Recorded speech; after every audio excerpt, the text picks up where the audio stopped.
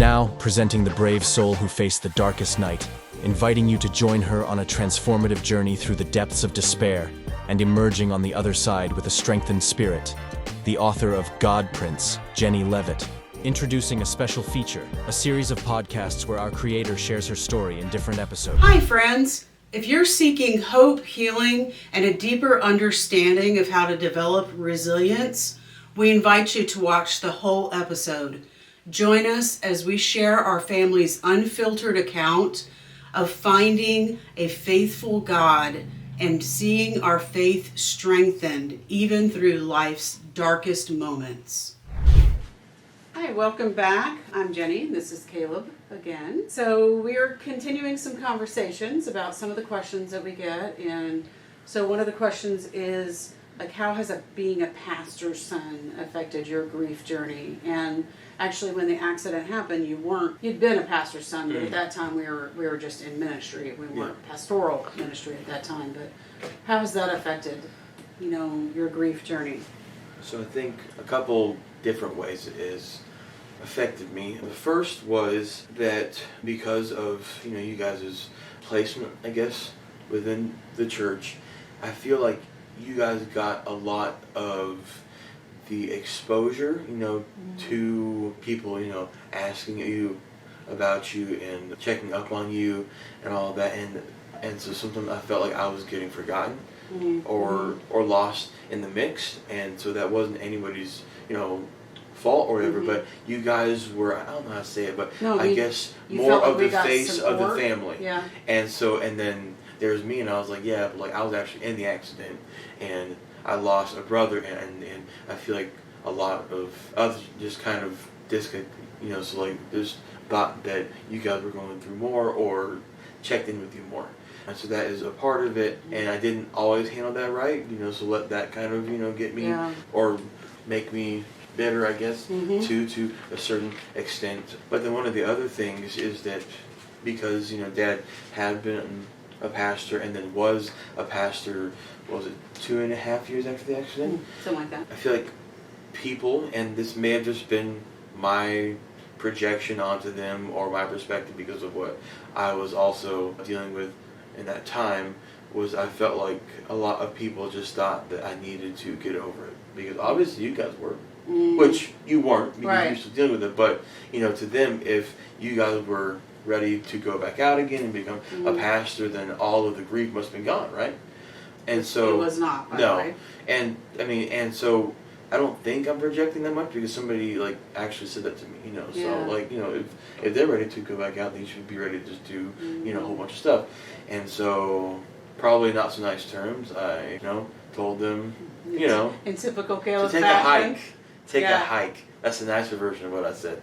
Because to me, it's like you can never gauge somebody else's progression through the process based upon how other people, or even how you are perceiving others are doing. Because once you guys got down there, I really feel like that's where Dad really began to actually go through the grieving process.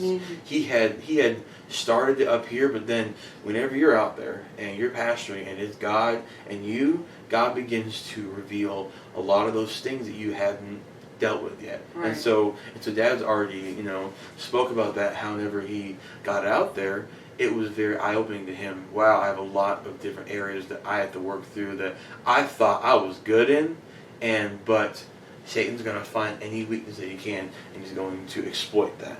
And so just because the perception is something doesn't mean that that's actually reality. Yeah. And so I think that those are two of the major impacts, but also in my own mind, I'm thinking, okay, so I have to be a leader, an example. I cannot make you guys look bad.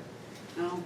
So I'm trying to be strong in these things, even though there are days where I don't know how to process this. And as I've gotten kind of, through all of that, I can now realize that wasn't your fault. It wasn't my fault. It wasn't, people's fault. It's just life. Right. And if you can have these discussions then with people in a civil way, which, like I said, sometimes my reactions or responses weren't exactly civil, or Christian maybe even. But if you can have those, then even though they may not get what you're going through, they can at least respect where you're coming from. Yeah. So that's kind of a long way to say that I think it's all in how you deal with life and stress and what people expect of you, what you expect of yourself, whether that's reliable or not, it is a part of life. Yeah. So not too long ago, Caleb and I were having a conversation about the lack of resources for siblings who've lost a sibling. And one of the podcasts that I actually sent you the link for, I don't know if you had a chance to listen to it, was a mom who leads the podcast talking with her adult daughter. They lost their other daughter to cancer, I believe. But they were having a frank discussion about this same type of thing, where the siblings can feel like the parents, there's so much more resources out there for parents who've lost a child than siblings who've lost a sibling. And that daughter said very similar things to you, that she felt like forgotten because the parents were getting like all the attention, but then she would feel bad for feeling like she wanted attention. Yeah. And then she felt like she needed to be strong for her parents. Her parents started that podcast and stuff after that, and so she felt like she needed to be strong for them. And they had a frank discussion on that podcast about like the differences in how they each like to celebrate the holidays and stuff like that. One of the things that the mom asked the daughter, I'm going to ask you, was, so how can parents like us, what can we do, what can we say, what can we not do that would make it easier for our children that have lost a sibling? Is there anything?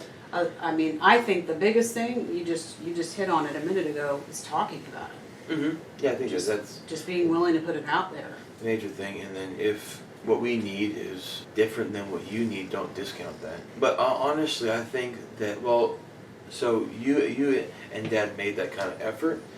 I think it's just, I don't know if it's societal, I don't know, but it's really just others that I really felt that from. Yeah. You know what I mean? So I don't know if, because so obviously we can all do things better, and we can all learn from stuff, but really to me the major change would have to be with, I guess, how it's kind of viewed and where the spotlight is. Not that the parents shouldn't be one of the major ones that are impacted, but also that you can't leave out the siblings, the sisters and the brothers of those that have passed, and I feel like we are left out a lot. Yeah. And so I don't know if that needs to be like a major change or anything, but it seems like it's a common issue.